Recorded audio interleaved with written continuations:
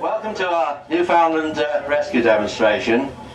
My name's David Lamb and I've been training Newfoundlands for several years. Today I'm very fortunate to have the assistance of members of the Ross Niger Sub-Aqua Club, JJ and Daniel. I very kindly volunteered to be rescued by the dogs. Now these two chaps, they're very courageous. They haven't worked with Newfoundland dogs before, and they volunteered to go out into this deep water and allow our dogs to, hopefully, to drag them out and rescue them. So we're going to start our short demonstration with a young bitch called Holly, standing next to me. She's about 2 years old, and she's in the early stages of learning water rescue work. It takes about 2.5 years to train one of these dogs fully. So Holly is going to start, and she's going to do a novice rescue. That is, one of the young gentlemen is going to swim out into the middle of the lake, appear to be drowning, and Holly will then swim out to the person, circle around the back of the drowning victim, allowing the victim to take hold of her harness, which I'm holding in my hand. When Holly feels the weight of the harness, then she knows that's the point to swim back to the shore. So this is the first stage of teaching a rescue. Teaching the dog to circle and bring the person back to the shore. Okay, so now we're going to send a Holly out to rescue, which one is it? To rescue Daniel. Good job.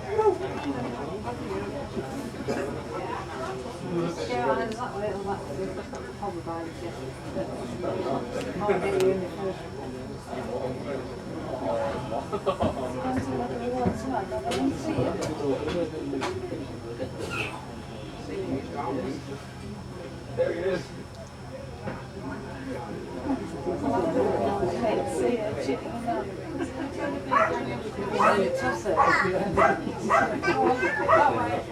Do the gum dog thing, that way.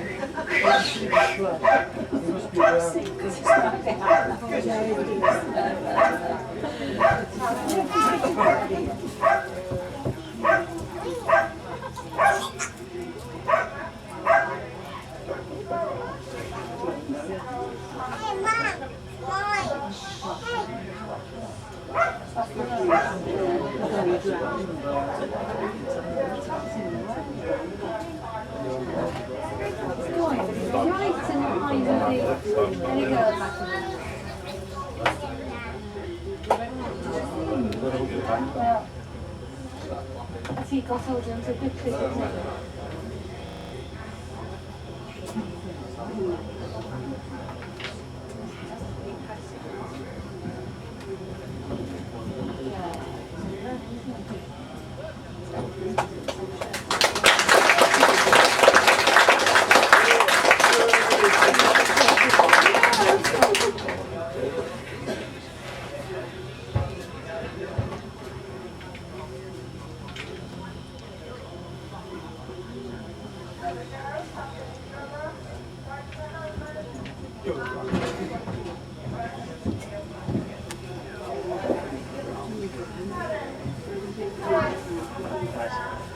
Hello. Well, that was Holly, a little uncertain at first, not sure what she was doing, but she went out and brought the victim back. We're now going to introduce Holly to the boat. The idea is that she's going out, take hold of the rope from the front of the boat and tow the boat back. The difficulty in this exercise is when the dog is coming back and it feels the actual weight of the boat plus the passengers on the end of the rope. It's been taught to fetch rope, to retrieve rope, but when it gets a lot more weight, it takes a little more courage perhaps to hold on to a big heavy boat.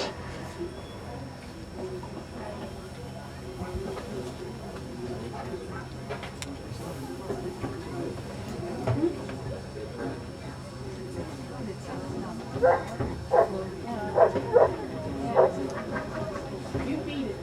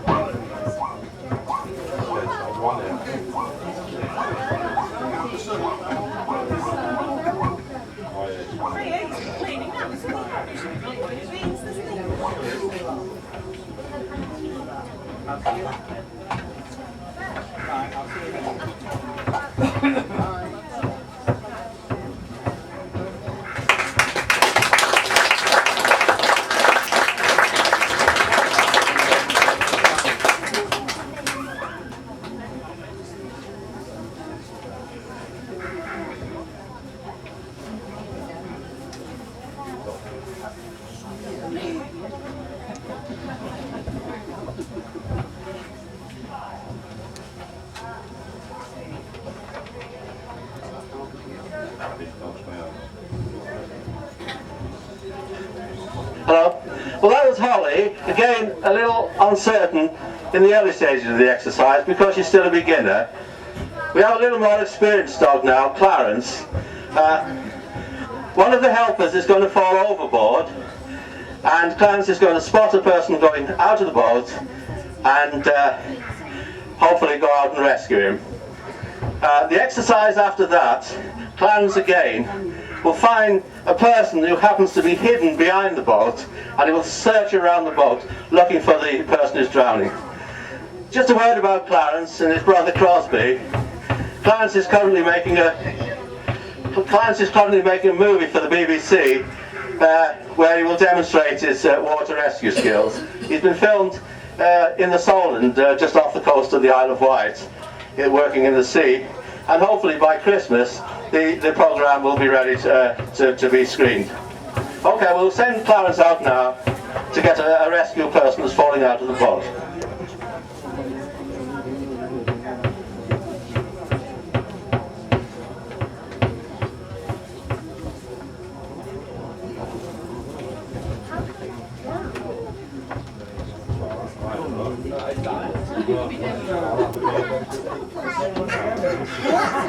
You're the ones in charge.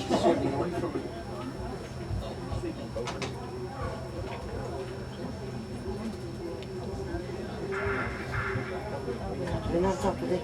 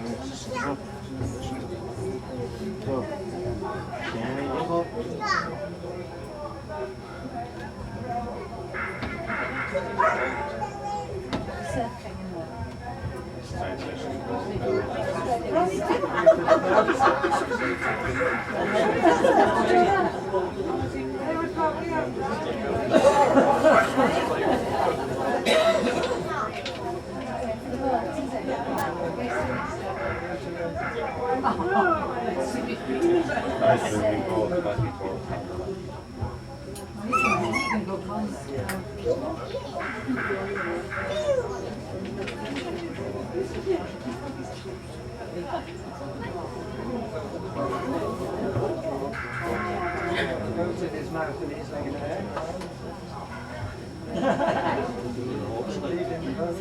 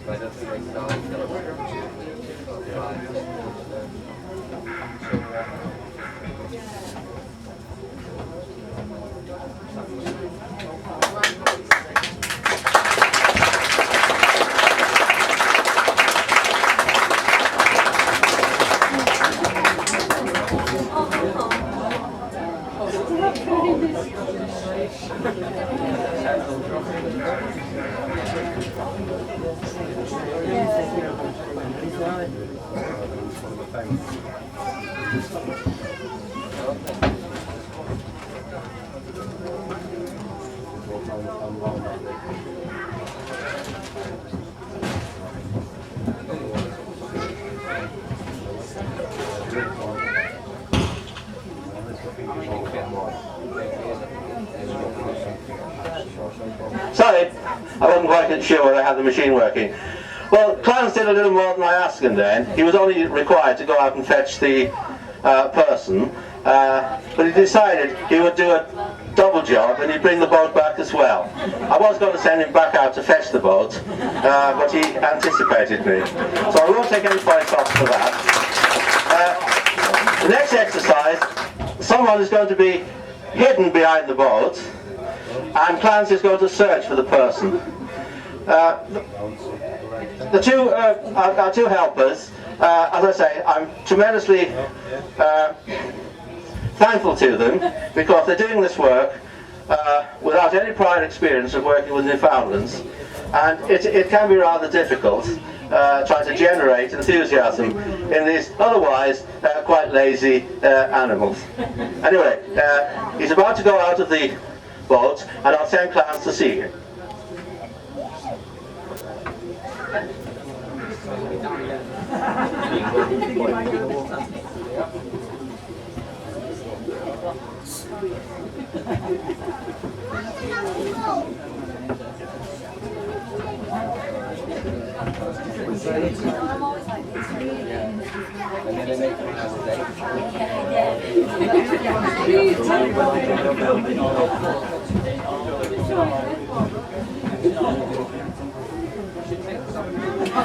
This way, I got the other one. That's the way I keep it up.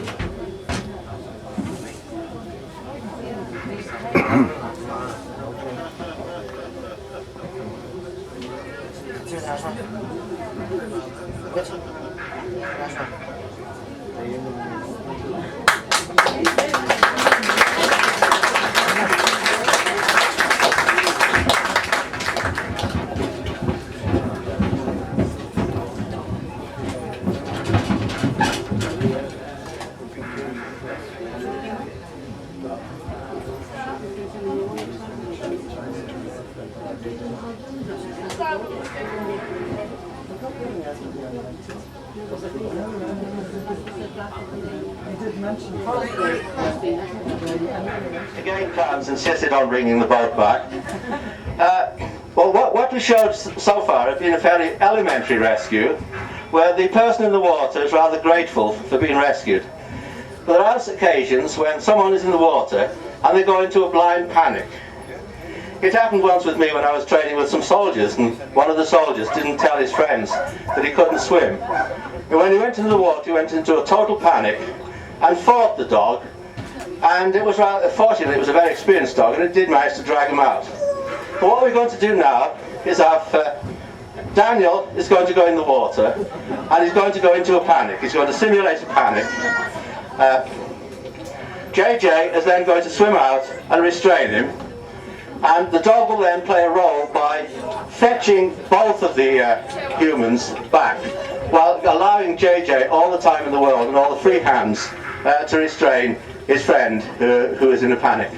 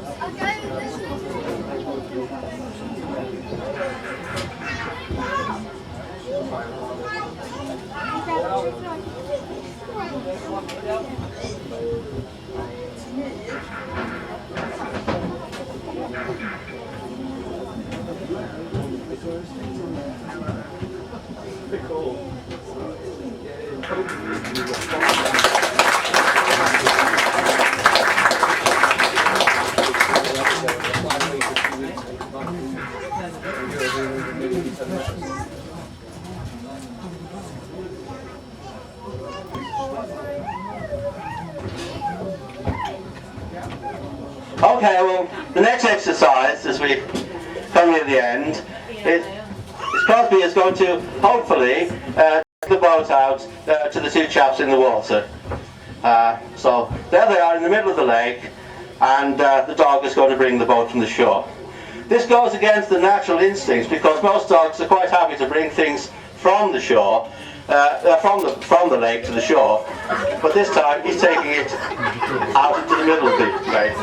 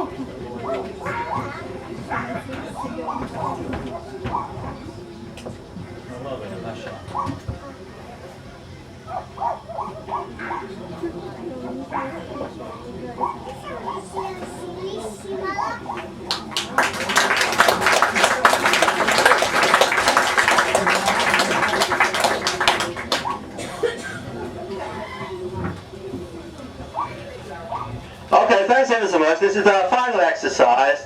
Crosby and Clarence are two little brothers, and they're going out for two helpers, and we're hopefully going to have a race and see which one brings the victim back first. Knowing these dogs, they may decide to go for the same victim, but the idea is that Clarence and Crosby, Clarence is the brown, Crosby the black, are going to race and see who can deliver the victim to the shore first.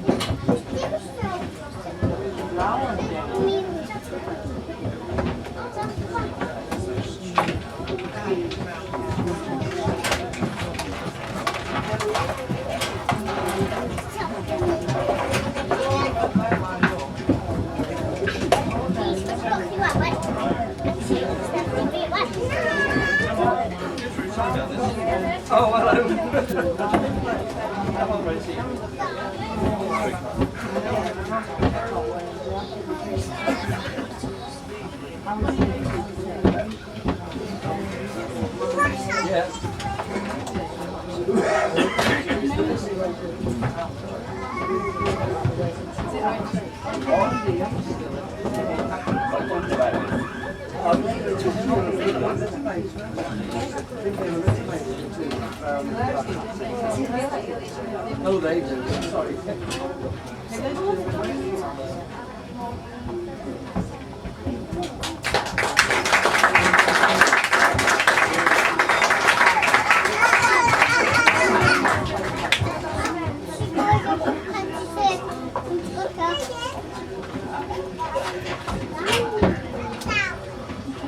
Well, that's dogs for you.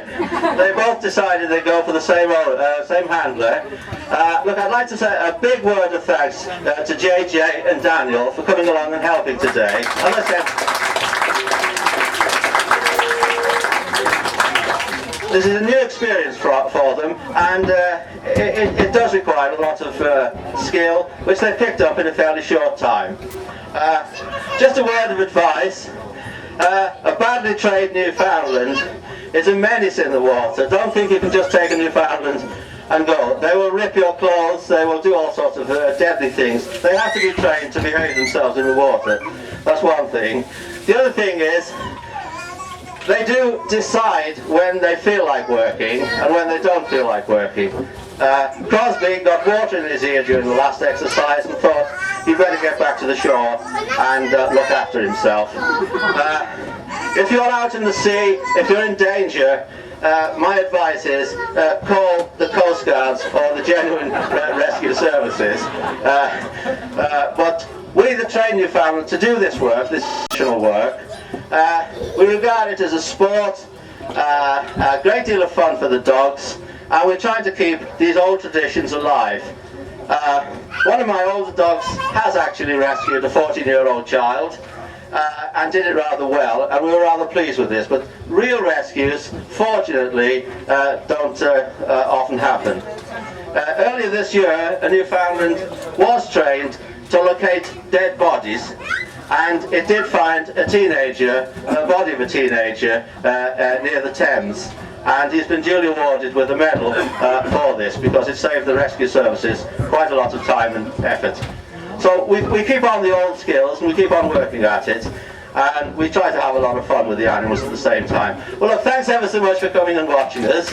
I hope you got something out of it, and thanks again for the helpers.